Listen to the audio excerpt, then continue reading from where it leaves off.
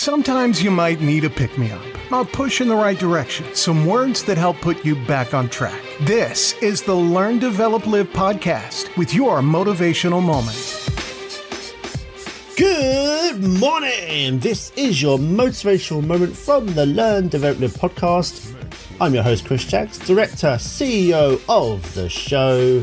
How you doing today? What's new with your world? How is your week going so far? This week we have a short clip from best-selling singer-songwriter and actress Natalie Imbruglia. This clip will give you a few insights and tips into how Natalie dealt with the change to becoming famous and how she continued the momentum throughout her career. I think you make your own opportunities. There's always a way in. I think that you have to be hungry and you have to reach out. And my mum wouldn't let me get an acting agent, so I got on a train and went to Sydney and got one myself, So you have to have that tenacity. But first and foremost, you have to believe in yourself, because if you don't have that fire, nobody else is going to believe in you or buy into that either. I would say you're not the thoughts in your head. They're just thoughts.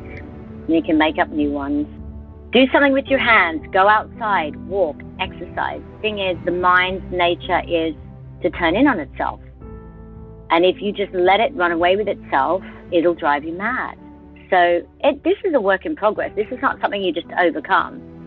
You have to find tools, whether it's meditation, whether it's writing down negative thought patterns and creating more positive ones, like whatever you need to do to recognize you're just spiraling. And we do it all the time, and it is a practice. And so I have to even myself catch myself being really negative about things. And it also depends on how you were brought up. Were you a glass half empty family? Were you a glass half full family? Like, what's your coping strategies in life? I'm not a musician. I don't play an instrument. So for me, my gift is being a communicator. So I feel like there's the tone of my voice and how I communicate how I'm feeling is what lands. And I've had to learn that that's my gift and that's valid.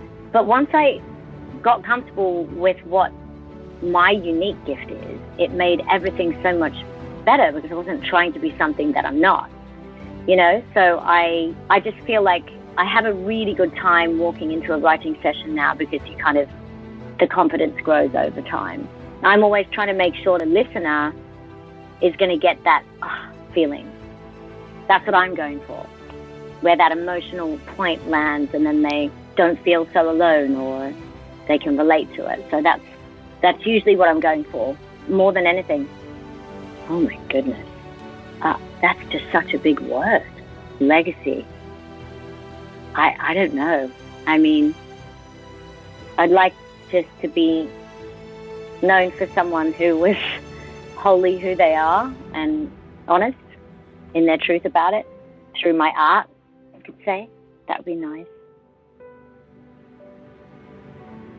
I was doing a lot of spiritual practice at that time of my life. Before that first album came out, I'd met a meditation master. So I had a lot of tools, you could say, and my perspective on who I am and what's important, being that I was famous young, and then, dove deep into this Eastern philosophy and spirituality and meditation. So I had these really good tools for becoming mega famous again overnight with this song, which was, this is not me. I'm not what I do.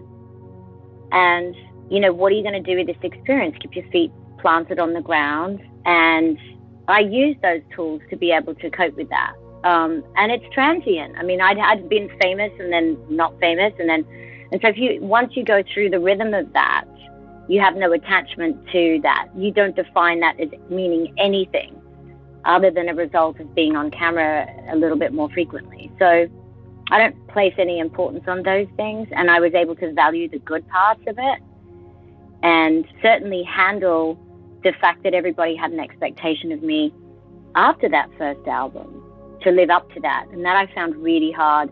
That's probably the hardest part, was not, the celebration of connecting with everyone around the world and my first album doing so well and winning awards. And I mean, that was fantastic. And I made a promise to enjoy it and savor it in case that was the peak. But it was then writing the second album, and that was the challenge for me. And that's where those tools came into play. So I consider completing that album as one of my greatest achievements under that kind of pressure. That video can be found on YouTube and is called Natalie Imbruglia's Powerful Life Advice on How to Find Yourself Again, and is published by the Motivation Hub. Now, how about you? You can actually start to put your own plan of yours into action by booking your exclusive free 30-minute Learn, Develop, Live Power Call by going to ldlcall.com to find the perfect slot for you. Let's get you moving in the right direction. And also, please leave the credit card locked up. This isn't a sales call. It's just a great conversation between us to find out what the next step is right for you. Now, that is all from me today. I hope you enjoy the rest of your day. Stay motivated, keep inspired, and I will see you in the next one. If you're out running, sitting on the bus in traffic, or have a smelly armpit in your face on that crowded train, the Learn, Develop, Live podcast is here to help you through your day. Thanks for listening. You can find more motivational moments at learndeveloplive.com. And we'll be back to inspire you again tomorrow.